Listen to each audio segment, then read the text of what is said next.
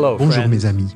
Dans notre petite vidéo aujourd'hui, nous allons examiner un passage très intéressant et sérieux de l'Écriture qui nous donne un aperçu du jugement final.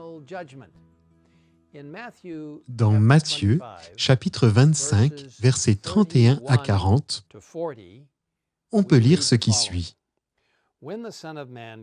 Lorsque le Fils de l'homme viendra, dans sa gloire avec tous les saints anges, il s'assiera sur son trône de gloire. Toutes les nations seront rassemblées devant lui. Il séparera les uns des autres, comme le berger sépare les brebis des boucs. Il mettra les brebis à sa droite et les boucs à sa gauche. Alors le roi dira à ceux qui sont à sa droite, « Venez, vous qui êtes bénis de mon Père. Prenez possession du royaume qui vous a été préparé dès la création du monde. En effet, j'ai eu faim et vous m'avez donné à manger. J'ai eu soif et vous m'avez donné à boire. J'étais étranger et vous m'avez accueilli.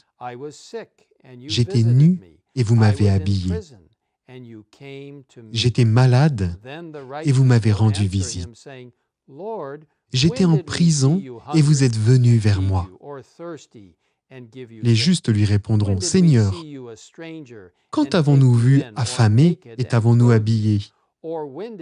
T'avons-nous vu malade ou en prison et sommes-nous allés vers toi ?» Et le roi répondra, « Je vous le dis en vérité, toutes les fois que vous avez fait cela à l'un de ces plus petits de mes frères, c'est à moi que vous l'avez fait. » Comme vous le savez, ce passage familier se poursuit dans les versets 41 à 43, décrivant comment Jésus s'adresse à ceux qui sont à sa gauche, en prononçant des terribles paroles. Ensuite, il dira à ceux qui sont à sa gauche, « Éloignez-vous de moi, maudits, allez dans le feu éternel qui a été préparé pour le diable et pour ses anges. En effet, j'ai eu faim et vous ne m'avez pas donné à manger. J'ai eu soif et vous ne m'avez pas donné à boire. J'étais étranger et vous ne m'avez pas accueilli. J'étais nu et vous ne m'avez pas habillé. J'étais malade et en prison et vous ne m'avez pas rendu visite. » Malheureusement, les personnes à gauche sont surprises d'apprendre que lorsqu'ils n'ont pas servi l'un de ces plus petits, ils ont refusé de servir Jésus lui-même. Mes amis, en regardant autour de nous aujourd'hui, nous découvrons qu'il y a tant de possibilités de servir Jésus. Mais un domaine qui est souvent négligé et qui concerne les plus petits, c'est ce ministère particulier qui vise à atteindre les orphelins et d'autres enfants vulnérables. Selon une récente estimation, il y a au moins 140 millions d'enfants orphelins dans le monde et près de 10 000 enfants deviennent orphelins chaque jour. Quelle tragédie! Quelle tristesse de penser aux difficultés auxquelles ces précieux enfants sont confrontés à un si jeune âge. Malheureusement, les statistiques montrent que beaucoup d'enfants vulnérables se consacreront à une vie de criminalité une fois qu'ils auront grandi. En tant que chrétiens, en tant qu'adventistes du 7e jour, que pouvons-nous faire pour aider à atteindre ces précieuses personnes, ces plus petits, avant qu'il ne soit trop tard? C'est une question importante que nous prenons au sérieux.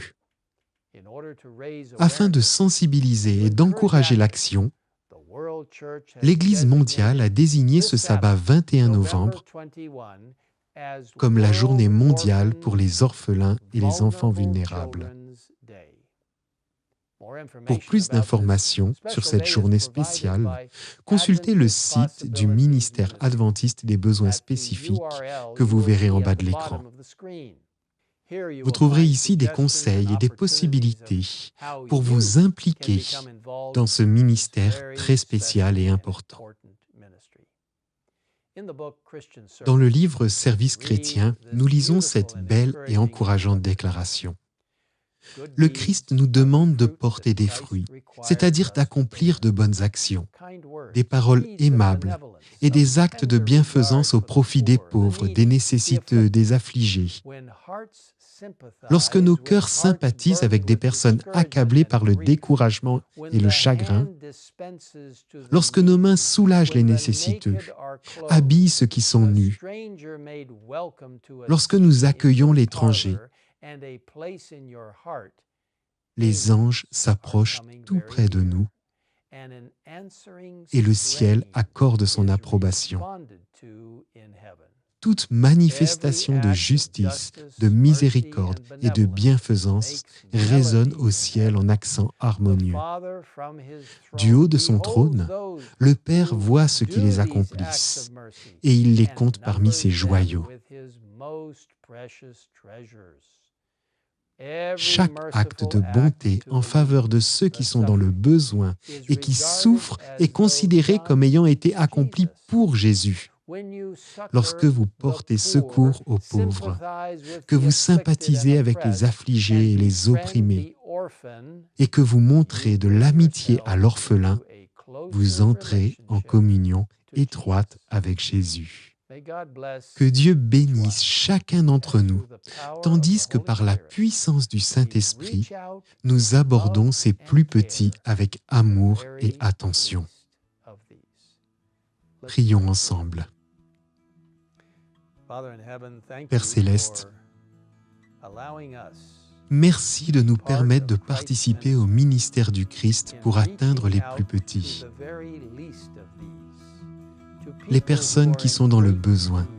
Seigneur, montre-nous comment faire au mieux, afin que nous puissions non seulement aider ceux qui sont dans le besoin, mais aussi mettre en pratique le ministère de Jésus et toucher, pour ainsi dire, la vie même du Christ en aidant ces personnes dans le besoin. Seigneur, que nous puissions avoir une bonne relation avec toi, afin que nous fassions tout cela non pas pour des raisons égoïstes, mais parce que nous t'aimons et que nous aimons ces gens. Seigneur, chacun de ces individus est un candidat pour le ciel.